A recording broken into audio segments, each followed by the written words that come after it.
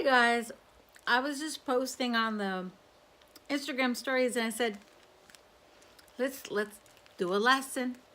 So I was talking about how I include draping in my pattern making course because really at the end of the day they're not different. They're often presented as different classes, but sewing, pattern making, and draping are so much the same thing. I mean, any pattern you make is going to, the hems, the seam allowances, the decisions you make on your pattern are all based on how you want to make something, how you want to sew it. So this actually is what we call a sloper. This pattern, hey Peter, this pattern has no seam allowance on it at all. Yay, are you home? Okay, this pattern has no seam allowance. It has notches. It has seam lines. Hey, Caitlin. Hi. It has a dart point, dart legs, has a grain line, has a center front line, has neckline. Hi, Sharon. Okay, but this actually isn't a pattern yet because it only has stitch lines. It doesn't have any cutting lines on it yet. But here's the thing that I want to make clear for you today. Hi. Is the reason I start my pattern making class by draping is not only you get to see the drape, it's not that you ever have to do it, but so that every time you're working with a flat paper pattern, you have this strong connection to the three-dimensional. So you're actually, just like when you're drawing fashion, you're drawing three-dimensionally, you're drawing on paper, but you mean 3D, because fashion's sculpture, fashion takes place in 3 dimensions. Likewise, when you're doing any kind of pattern work, I want you to have this awareness of, where does this take place here? Now, this is a size 8, whatever. Doesn't matter your size, because same thing with my model drawing techniques. I never require that it's some certain size. My classes, I want them to be, they're customizable for everything. In fact, I'm super excited when you take it into your, it has to be relevant for you, not for me. You're my student, it needs to be relevant for you. And when you can't tell why a certain lesson or technique is relevant, my job is to show you how to make that connection. Why is this relevant, or how can this become, how can we customize the assignment to become relevant for you?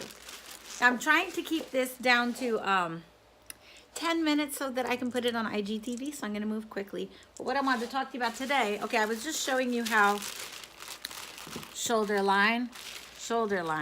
Now another really important point, and this is the thing when I do the draping videos, so much comes up during the videos. Hey, I wanna be your student too. Where were you 20 years ago? I still, thanks for stopping by, sweetie. We have to talk because I was just inspired by Aislin's post, and that's why I'm here. So did you see her post today? Armhole, okay? But the thing is, human beings don't have lines on them either. So we really need to, that's another part, right? We work with these mannequins, but guess what? We're really talking about humans. So you can start here, and then this virtual body starts to live in here, and you use it as a reference. It's like a common reference that you have, and the people you talk to, and the people on your team that you work with to make things. Hi, Cece. So what I wanted to talk about today, my goal was just to tell you the names of these locations on the dress form. I'm gonna move back a little because then you can see better, right? So for example, side seam. Now humans don't have side seams on them, although their clothes do. But we can use the word side seam to refer to this area. How long do we want the side seam to be on this garment? How long is the side seam on this dress? Or the side seam location, like, oh, we're gonna put patch pockets on the front of the skirt. No, let's do inseam pockets and let's put them in the side seam. So this is a location, it's like a there's a geography to the body. Doesn't matter the size, but there's a geography that we use as a language. There's side seam, there's princess seam, and can you see? It's actually on the form, there's a seam. Now you don't have that on your body either, but notice it goes through the apex. So it goes through the fullest part of your body. And in the back, it also goes through the fullest part. And that's important because the fact that it goes from fullest to narrowest to fullest is that gives you control. If you put a seam here in your garments, you get to control the fit all along that seam by making things come closer to the body or not. Because again, just because this is fitted doesn't mean you have to create fitted fashion ever. Like fitted, tight clothes really should be made for one person. Once we get into ready to wear, you're going to be making clothes that fit someone. So many people it won't fit. The tighter your clothes get, the more specific they should be to a certain client. Most people tend to think there's something wrong with their bodies when they can't find clothes that fit, but it's the industry of ready to wear. It's the whole concept of ready to wear. Clothing should be made to fit if it's fitted. A lot of ethnic clothes grow and shrink. They have drawstrings, they're loose, they have elastic. And it's funny, when I was pregnant, I used to buy a lot of clothes from India because they would grow and shrink with me all the time. Okay, so we have side seam, we have center front line, we have shoulder seam location. Okay, people don't have a seam there, but most on their bodies, but most clothes have a seam there. We have the armhole area, front armhole, back armhole. We have bust line. I only have half here because when we create patterns, we work on half of the form traditionally, and then we trace it over to get the other half. Doesn't mean you have to create symmetrical clothes either. That just works for symmetrical clothes. Hey, Karen and Orr in the house. Hi, Karen. I'm so happy to see you. So, by the way, this bust level represents what? It represents the fullest part of the bust. That could be up here for some people. That could be down here for some people. Here. There's all these different levels. We can define where that level is by measuring down from high point shoulder, we call this the side neck, and measure to find out where this is on this model. But on you, or another model, thank you, I cut it myself like 10 times. Thank you, I needed a change. Up or down, up or down. Here's another thing, if you're measuring a client or a mannequin, she has to wear the same bra for every fitting. You have to plan ahead what bra she's gonna wear with that shirt if it's very fitted, or that dress, because padding, underwires, higher straps, looser straps, plunging or spreading, all these different bras are going to affect the fit. So if you fit something and then they come back for their next fitting wearing something else, it's not going to fit the same. Just remember that. Okay, so here's the other thing. Okay, this is waist. Oh, so bust is wherever your fullest measure is. You could find it, but make sure that you're measuring parallel to the floor. Because this is a cross grain, length grain. What is fabric? It's woven. It's woven. It's like graph paper. It's basket woven, pure vertical, pure horizontal threads. And this represents a perfectly straight length grain. Hi, Idu. And a perfectly cross grain. If it's not at a perfect right angle, 90 degrees, when you open it, it's not going to be balanced. It's going to be twisted. This is an important thought. And again, that doesn't mean that you can't do asymmetrical garments. This is just the foundations of the traditions of Western pattern making. So the last thing I'm going to leave you with, because I'm trying to check the time, I want to make sure that I don't make this too long, is, okay, so we have apex or bust point, which is the fullest point at the tip of the mound of the bust.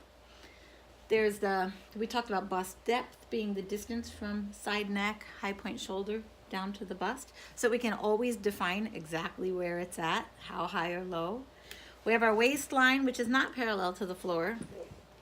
You can find that by taking a tape measure and just wiggling it in till it settles in nicely at your waist. It's usually around the navel, but in my case, it's lower in the back. higher in the front, same for my mannequin. Princess seam, which is an imaginary line, but it goes through the apex to mid-shoulder. Hello. And then we have bust. So here's the last thing I'm going to leave you with. When we talk to other people about fashion, even when we talk to ourselves or if we're following a pattern making book, there are intersections. I talked about how these were landmarks and that this is geography. We also have intersections that we refer to constantly when we are talking to people about clothes, especially if we want to communicate with people being specific about things. So let's review them. We have, this is center front line, right? This is center front neck. And we also have abbreviations. So for me, that's CF neck. Center front bust level, CF bust. Center front waist. And I didn't tape the hip level. By the way, this is 1/4 inch twill tape that I used, black twill tape for markings. This should be a pure vertical. Okay, so this would be center front hip. And this would also be parallel to the floor at the largest measure. Because if your pattern isn't as big as the largest measure in the largest place, then it will never fit. I am linking you with my friend Anthony. He's a designer in Australia and you'll be fast friends. Thank you. I appreciate that connection, Karen. I really appreciate you stopping by. I really miss you. Where are you? That's what I want to know. Center front neck, center front waist. I'm just wondering if the internet's not showing me your stuff because they keep doing that, Facebook. Okay. Then we have side waist, side bust, side armhole. Then we have something called screw level.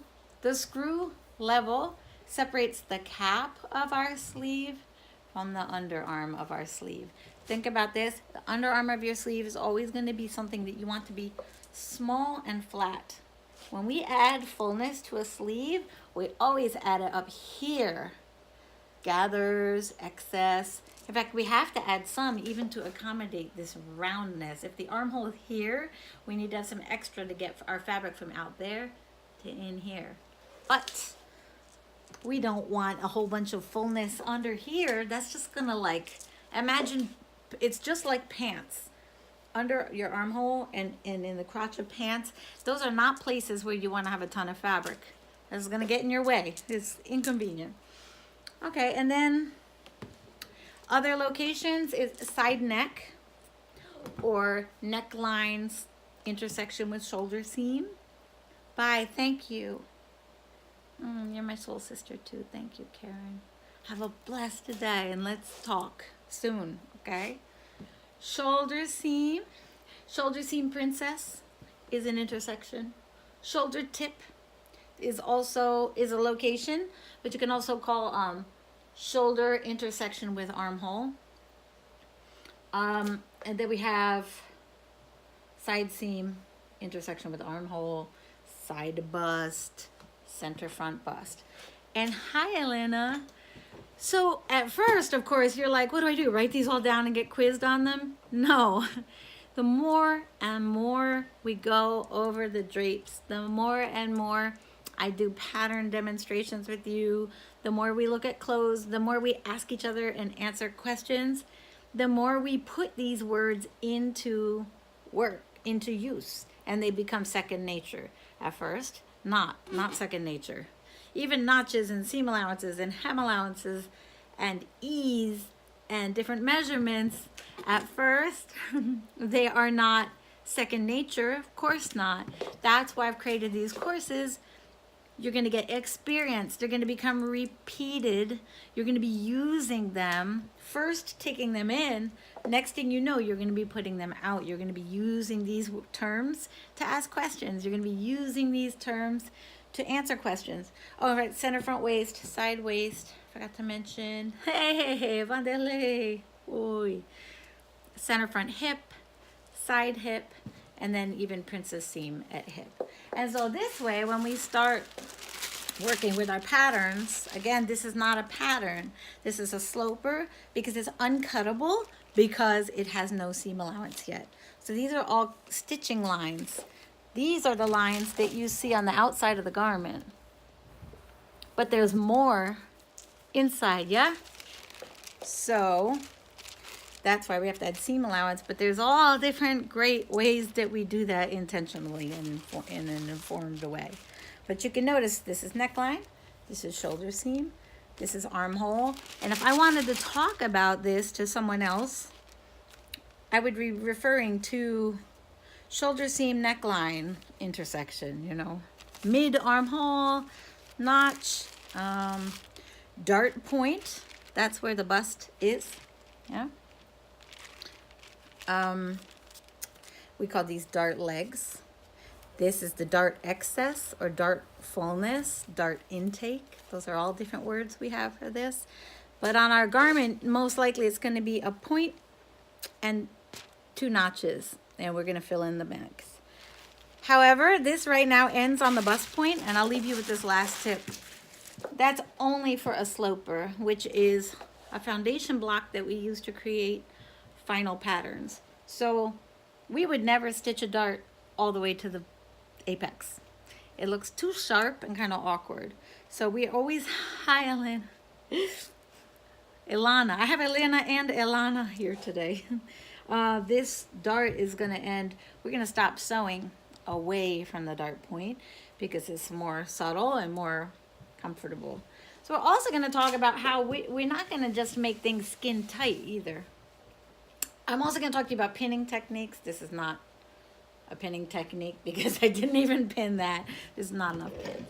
So thank you for joining me. I hope this is short enough for me to put on IGTV. It should be up later today. Tell your friends, pattern making is open today. It's a self-paced, self-study, but it's all private course area.